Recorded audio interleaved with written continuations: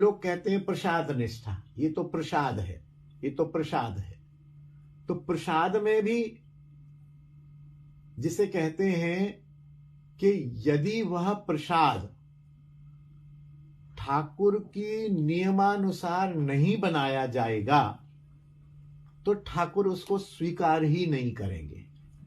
आप तुलसी डाल दो खूब, यदि भाव नहीं है, यदि शुद्धि से नहीं बना हुआ है, शुद्ध धन से नहीं बना हुआ है, शुद्ध मनोवृत्ति से नहीं बना हुआ है, शुद्ध परिस्थिति से नहीं बना हुआ है, शुद्ध निमित्त से नहीं बना हुआ है, ठाकुर के लिए नहीं बना हुआ है, तो ठाकुर उसको स्वीकार ही नहीं करते। और वो स्वीकार नहीं करते हैं तो उसकी प्रसाद संज्ञा ही नहीं होती। वो एक प्रकार का भोजन है और हम लोग ठाकुर के प्रसाद का बहाना करते हैं। इसलिए मैंने अनेक संतों को देखा है। कल भी हम बात कर रहे थे कि भंडारे में अच्छे संत नहीं जाते। क्यों नहीं जाते? भंडारा है, गुरुदेव का, बाबा का, पंडित बाबा का उत्सव है, कृपा सिंधु दास बाबा का उत्सव है, नहीं जाते। बहुत से नहीं जाते। अपने ये बाबा भी आजकल नहीं जाते हैं। मैंने पूछा एक दिन, अरे बोले गुरुदेव पता नहीं कौन बना रहा है। और विरक्तों में तो प्रसाद बनाने की और प्रसाद की ऐसी मर्यादा है। अपना किशोरी मोहन बाबा के पास चला गया, अनेक समय तक रहा, लेकिन दीक्षा होने में उसको देरी थी। दीक्षा की तैयारी होती रही, साल 6 महीने, 2 साल, 1.5 साल बाद, जाने 3 साल बाद दीक्षा मिली उसको। उसके बाद वेक्ष मिला। उससे पहले उसके हाथ का बना हुआ भोजन किसी भी विरक्त वैष्णव ने नहीं पाया। और वो बालक इस बात को लेके एक आध बार मेरे सामने भी कहता था कि आप बाबा से प्रार्थना करो। तो मैंने उसको डांटा, मैंने तेरे को जल्दी क्या है? बाबा की जब इच्छा होगी, जब वो दीक्षा देंगे, अभी तेरी पात्रता नहीं है, क्यों जल्दी कर रहा है?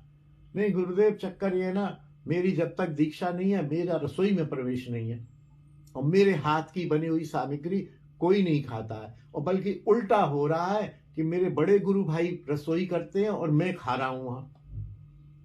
मैं रसोई में प्रवेश ही नहीं है, मैं बना नहीं पा रहा हूं, और ये लोग गुरुजन लोग बना के मेरे को खिला रहे हैं। मेरे को बड़ा कष्ट होता है। मैं इसलिए कह रहा हूं कि आप बाबा से प्रार्थना करो, सोर्स लगाओ, जोर लगाओ कुछ, के मेरी दीक्षा हो जाए जल्दी। ऐसे ही भागवत निवास आदि में जब भंडारा होता है तो वहां दीक्षित वैष्णव ही प्रसाद बनाते थे किसी जमाने में। आजकल पता नहीं है कौन प्रसाद बना रहा है, कौन नहीं बना रहा है। यहां तक कि हलवाइयों को भी बुलवा लिया जाता है और वो हलवाई इधर से बीड़ी पी रहे हैं, इधर से हाथ धो रहे हैं कि नहीं धो रहे हैं, कितने शुद्ध हैं कितने अशुद्ध हैं। ऐसी सर्दी में वो 5 बजे आ गए हैं काम पर, नहा के भी आए कि नहीं आए, ये ईश्वर जाने। तो ऐसी परिस्थिति में यदि प्रसाद बनता है, ठीक है, जिनकी प्रसाद निष्ठा है, मैं उन पर आक्षेप नहीं कर रहा हूं, क्योंकि निष्ठा ही बलवती है।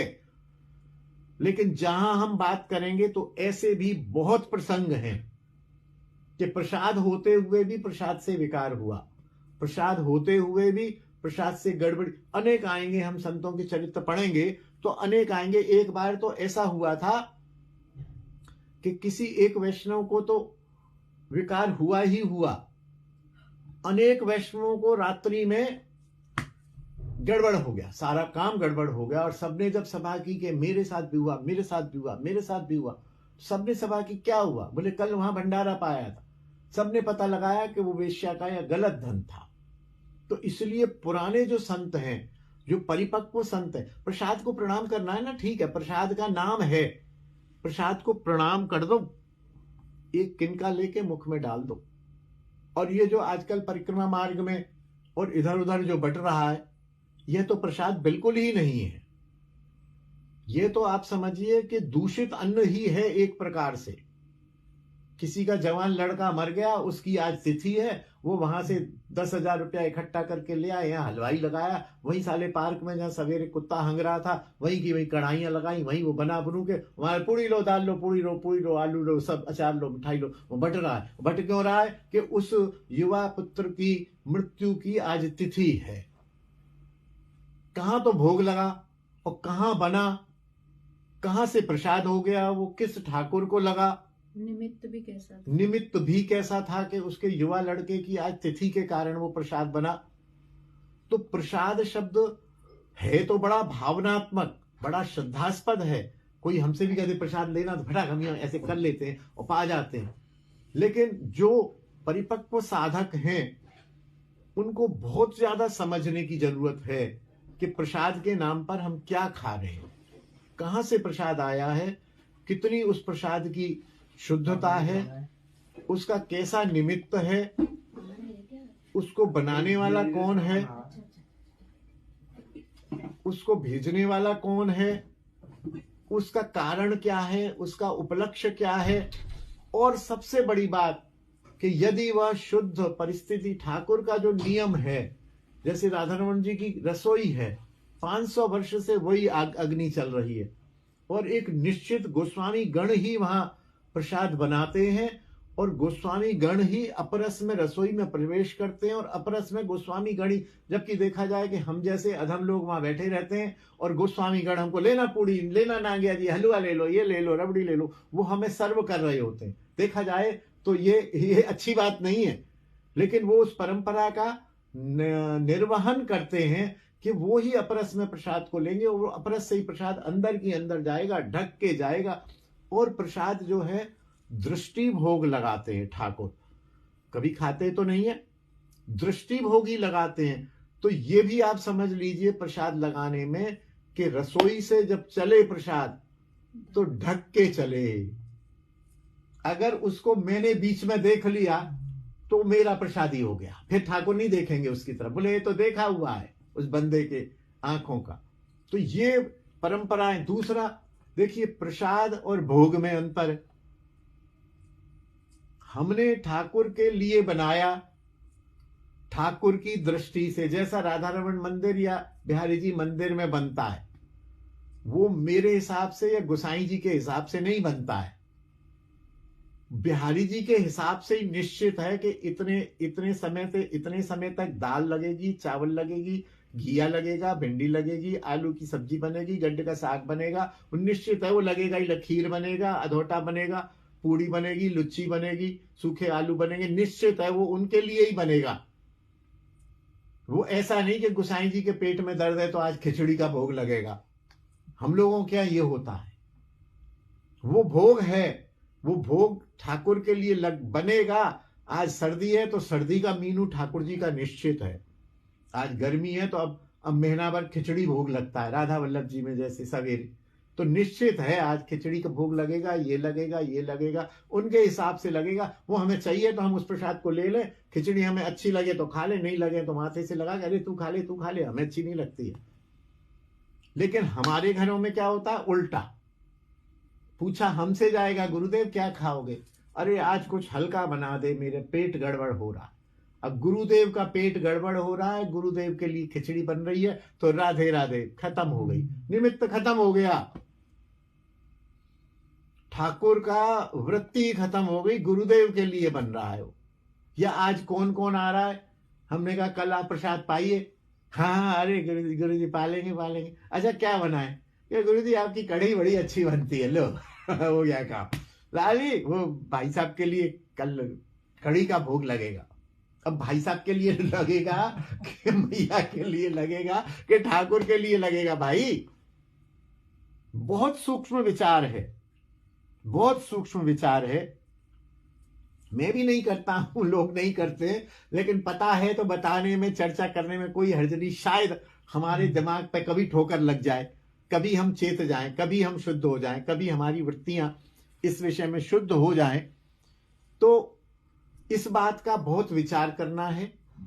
रास्ते में बंटने वाले प्रसाद को साधक लोग में खासकर जो मेरे बाहर श्रोतागण सुन रहे हैं, बिल्कुल विचार करें, पता लगाएं किसका प्रसाद है, कहां से आया है, क्यों आया है, किसने पैसा दिया है, किसने बनाया है, तब तो वो प्रसाद है। तब तो उसको भले ही भर के खा लीजिए, नहीं तो प्रसाद है तो प्रणाम कीजिए, एक किनका लेके मुंह में डालिए, उस ठाकुर का ध्यान कीजिए।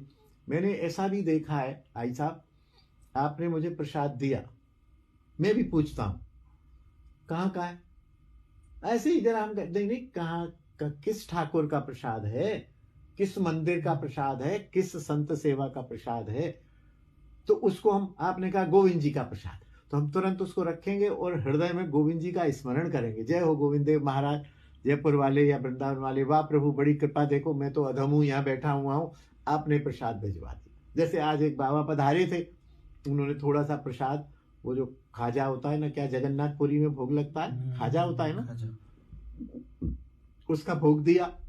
तो बाबू जी प्रसाद में कहा, बाबा कहाँ से आया बाबा प्रसाद? जगन्नाथपुरी से? नहीं, पुरी से नहीं, गिरिंद्र बिहारी का प्रसाद है, भागवत निवास से आया। अरे वाह, तुरंत मैंने भागवत निवास का प्रणाम किया।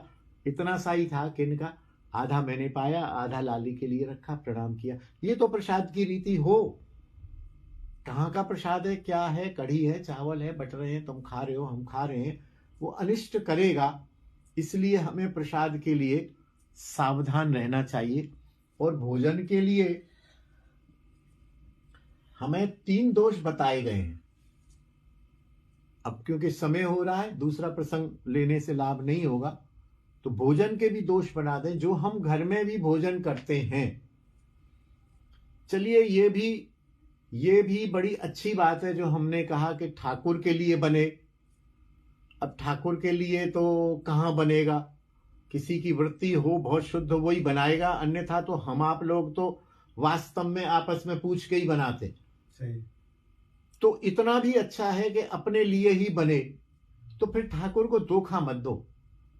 ठाकुर ये तुम्हारे हिसाब से तो बनाया नहीं है, हमने अपने लिए बनाया है। अब हम अवनिया थोड़ी खाएंगे, तुलसी डाल दी है, थोड़ी दृष्टि डाल दो प्रभु, आपके लायक तो है नहीं है। हमने तो अपने स्वाद के लिए खीर बनाई है, हमें उसमें खीर में काजू अच्छे लगते हैं, चिरौंजी अच्छी नहीं लगती, जबकि खीर में तो चिरौंजी डलनी चाहिए। चिरौंजी हमें पसंद नहीं है और आपको पसंद है, लेकिन हमने तो अपने पसंद की बनाई है। प्रभु अब हम अमनिया थोड़ी खाएंगे, हमने तो अपने हिसाब से ही बनाया है। प्रभु इसको थोड़ा जूठा कर दो, इस पर थोड़ी दृष्टि डाल दो, तो हम भी अमनिया खाने से बच जाएं, हम प्रसादी ही पाएंगे। ऐसी भावना करके भोग लगाया जाए और कोशिश की जाए। मैं तो कहता हूं फिर भी हम जैसे आगे बढ़ रहे हैं, हमें भगवत प्राप्ति तो चाहिए।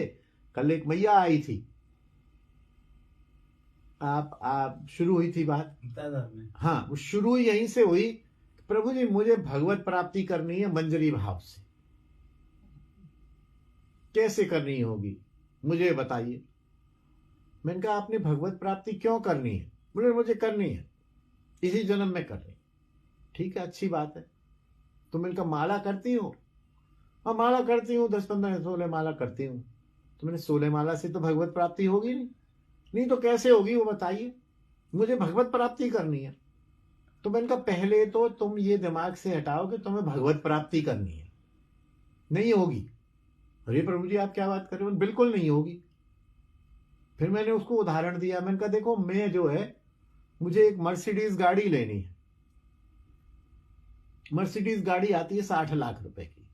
मैंने किसी से कहा कि मुझे गाड़ी लेनी है, तो उन्होंने कहा 60 लाख रुपया ले आओ, गाड़ी दिलवा देते हैं। मैंने कहा नहीं 60 लाख रुपया नहीं है मेरे पास। बोले नहीं है तो मर्सिडीज भी नहीं है। तो क्या मतलब हुआ? मैंने कहा मतलब यही हुआ कि भगवत प्राप्ति के जो साधन हैं, मंत्र दीक्षित वो अभी नहीं थी मैया। मंत्र दीक्षित आप हो नहीं, नाम दीक्षित हो, नाम भी आप कर नहीं रही हो। 16 माला से भगवत प्राप्ति होगी? कभी नहीं होगी। भोजन शुद्ध है? नहीं है। आसक्ति, ये मैंने उसको ऐसे थोड़ा मजा लिया। मैंने कहा भगवत प्राप्ति करनी है तो इस बच्चे को, पति को, सबको छोड़ दो, भजन करो। हम 24 में से 16 घंटे। नहीं प्रभु जी ऐसे कैसे होगा, पति है, ये छोटा बच्चा, हमारी जिम्मेदारी है। तो मैंने कहा बस यही प्राप्ति होगी तुम्हें, तुम इस बच्चे को देख लो, बच्ची बड़ी हो जाएगी, पढ़ाओ लिखाओ, यही प्राप्ति करो, भगवत प्राप्ति नहीं होगी। भगवत प्राप्ति तो तब होती है जब केवल भगवत प्राप्ति करो और भगवत प्राप्ति की तरफ केंद्रित रहो, संसार का काम अनासक्त होके करो। तो साधन जब तक नहीं होगा तो भगवत प्राप्ति कहां से हो जाएगी? तो हम लोग ऊंचे ऊंचे टारगेट तो निश्चित कर लेते हैं, लेकिन उसके लिए साधन नहीं करना चाहते। तो मैंने उसको कहा, मैंने कहा तुम साधन करो, तब जाके भगवत प्राप्ति होगी, और साधन के बल पर भी नहीं होगी। भगवत प्राप्ति तो कृपा प्रिया जी ने कृपा कर दी, नित्यानंद प्रभु ने कृपा कर दी, तो हो जाएगी, खड़े खड़े हो जाएगी। पापी तापियों को हो गई है, जिन्होंने एक बार हरि नाम नहीं लिया उनको प्राप्ति हो गई है। लेकिन तुम ये सोचो कि मेरे पास 60 लाख रुपए तो है नहीं, मर्सिडीज ला दो कहीं से, साधन में नहीं करूंगी, साधन में तुम्हारी निष्ठा नहीं रहेगी, तो नहीं होगा। तो हमें साधन में हमें भोग लगाना है, आज हमें पता लग गया, तो जरूर हम ये कोशिश करें कि अपने लिए कढ़ी चावल भले ही बनाए। ठाकुर को क्या पसंद है? ठाकुर को मिश्री पसंद है, ठाकुर को मक्खन पसंद है, ठाकुर को रबड़ी पसंद है, ठाकुर को खीर पसंद है, ठाकुर को पतले पतले फुलके पसंद है, ठाकुर को कढ़ी भी पसंद है, ठाकुर को और बहुत अच्छे अच्छे पदार्थ जो पसंद है, कम से कम 4 में से 1 या 2 पदार्थ तो हम ठाकुर के भोग के लगा दें। आज घर में उत्सव है तो हमारा प्रयास रहे कि आज ठाकुर को थोड़ा मक्खन, थोड़ी मिश्री और थोड़ा खीर का भोग जरूर लग जाए। ठाकुर को ये पसंद है। फिर तुम अपने लिए पराठे गोभी के और पूड़ी लगा दो, हालांकि उनको वो भी पसंद है। अथवा यह विचार ही नहीं आए रसोई करने में कि आप क्या खाओगे आज, और यदि पूछा भी जाए, बोले मेरे से मत पूछो, जो ठाकुर प्रेरणा करें रसोई में जाओ, बनाओ और खिलाओ ठाकुर को। और हम फिर इतने भी वैसे हों कि जो भोग लग के थाली सामने आ गई उसको पालें प्रसाद समझ के, हम उसमें वस्तु बुद्धि करेंगे। कल भी हम विनोद बाबा के पास बैठे थे 2 दिन पहले, तो वो भी यही कह रहे थे कि प्रसाद का प्रभाव तब तक नहीं होगा जब तक उसमें प्रसाद बुद्धि नहीं होगी।